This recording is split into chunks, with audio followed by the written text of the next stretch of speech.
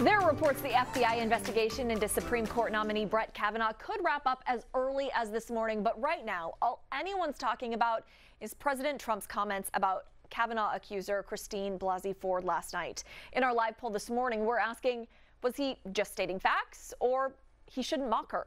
Weigh in on KHOU.com/vote now. Now, if you haven't heard those comments yet, he was at a rally in Mississippi where the crowd chanted support for Kavanaugh. They also cheered as the president mocked Ford's testimony from last week. I had one beer, right? I had one beer. Well, do you think it was? Nope, it was one beer. Oh, good. How did you get home? I don't remember. How'd you get there? I don't remember. Where is the place? I don't remember. How many years ago was it? I don't know.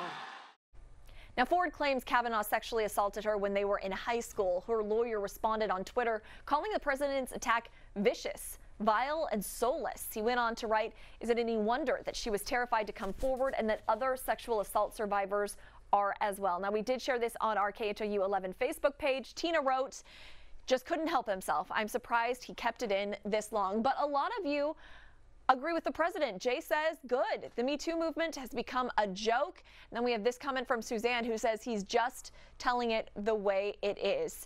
Back to that FBI investigation into Kavanaugh. Again, it could be wrapped up later this morning. Democrats say they want at least 24 hours to review it, to see what the findings are before they vote on his confirmation.